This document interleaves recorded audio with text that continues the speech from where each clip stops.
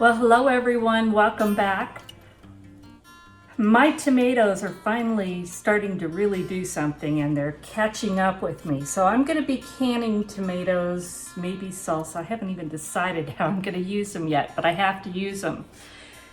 But in the meantime, I'm gonna try something new, and I've actually put this together once.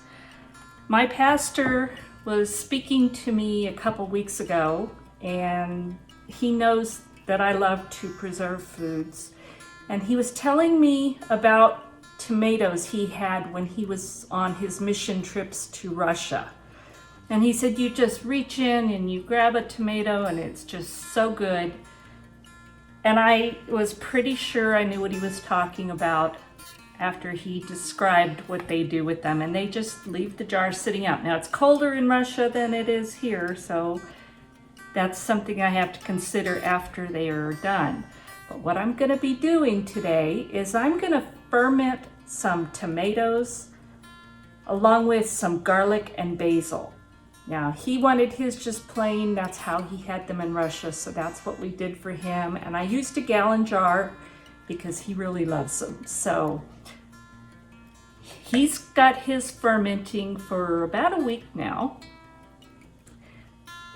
I'm gonna start mine today, and it's such an easy process that anybody can do this. You need a jar, preferably a plastic lid or something to keep fruit flies and dust out of the jar, but you need to let it breathe. So these little plastic lids work great. You need your tomatoes. Now I have Roma tomatoes here, and some are larger and some small, different sizes. All I've done is wash them because they were organically grown. There's nothing on them, but there was dust, and so you always want to wash them well, rinse them off well. I've got some fresh basil out of my garden, and I have some garlic that was from my garden. Little, but it's gonna work. So let's get started making these fermented tomatoes. As I said, I'm gonna use a half-gallon jar because I don't have space to put a gallon jar, and these are gonna end up in my refrigerator when they're done.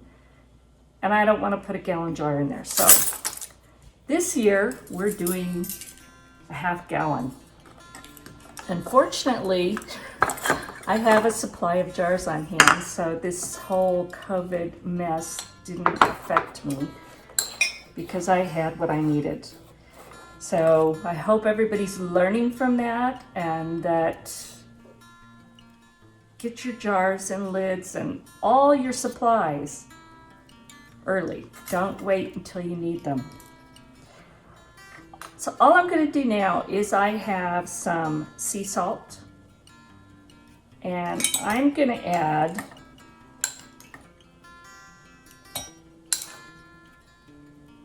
probably 4 tablespoons. I have about 2 tons of tomatoes that I think are going to fit in here. And I've read differing amounts, but for the amount of space that's going to be in there, I'm thinking 4 tablespoons would be a good amount. I'm just going to take a little bit of my water, and this is our well water, but it's been filtered. We have a whole house filtration system that's really good. So I'm going to add a little bit more. So we just add the salt and some water just to start to dissolve it, and it probably won't all dissolve, but that's okay, it'll happen. And then this part's so easy. I'm gonna drop the garlic in there. As much or as little as you like. I don't know, that was probably 7 or 8 cloves, but they're tiny, so just do what you think. I'm gonna start putting some tomatoes in there, and we're just gonna drop them in.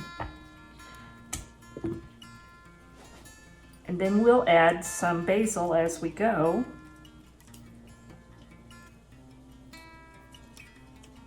Again, there's really not a recipe to that. Although I'm gonna kind of spread them out because I think it'll look pretty. And it might as well look pretty, right? And then you just continue adding your tomatoes. You really want to pack them in there a little bit if you can. I think I'm going to move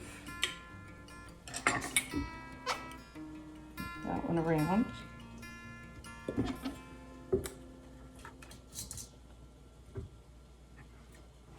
And you just continue layering this.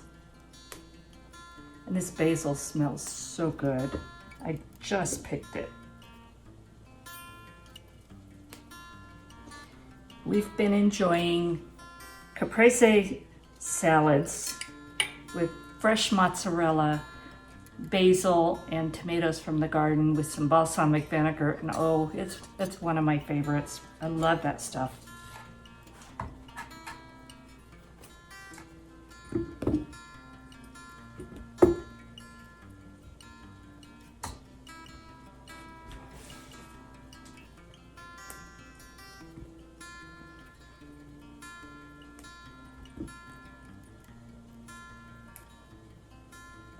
And I have my water getting behind me, getting up to a boil so that I can start peeling tomatoes to can them up.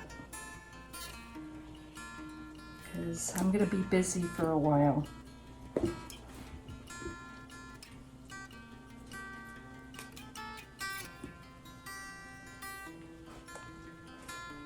And just continue until the jar is pretty full.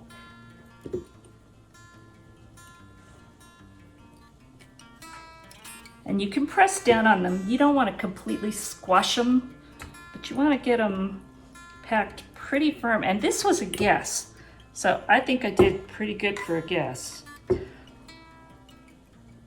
Maybe I would have put a few more smaller ones.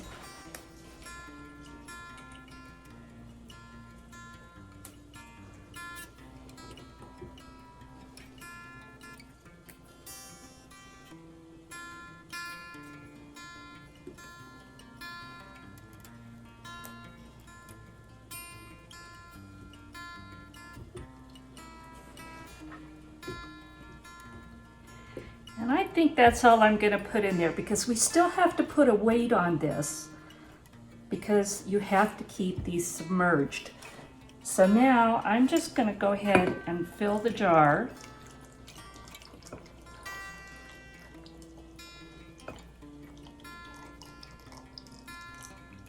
Most of the way.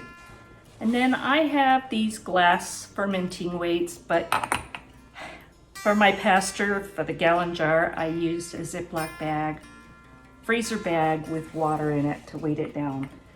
And that works just fine. I'm going to take this up to about the 1-inch head space. You just need to make sure that this all stays submerged.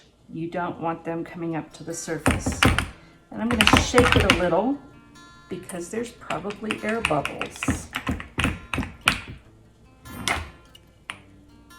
Add just a little more water now.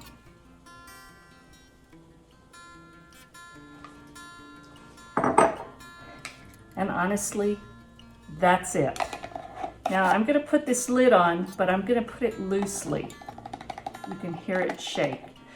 Because as it ferments, it's going to create gases and it's going to bubble, and you have to let those gases escape. But you want to keep fruit flies, dust, anything like that out of it at the same time. Now, isn't this pretty? I'm going to close the lid before I pick it up. Isn't that beautiful?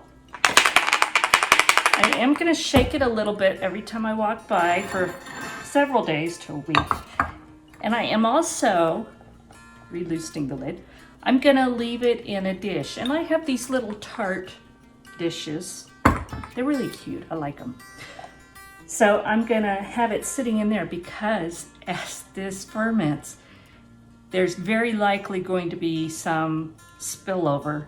And it's better that it goes into a dish rather than on my counter or the floor. So now is the hard part. I just have to be patient.